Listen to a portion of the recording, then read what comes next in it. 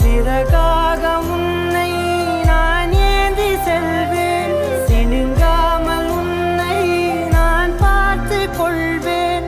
ஒரு கோடி இன்பங்கள் உன்னை பார்த்த நொடியில், நான் வாழும் நாள் மட்டும் நீ எந்த மடியில். உன்னை ஈன்ற பொழுதிங்கு கடவுள் தன் முகம் பார்த்த பொழுது உன் பாதம் தொழுது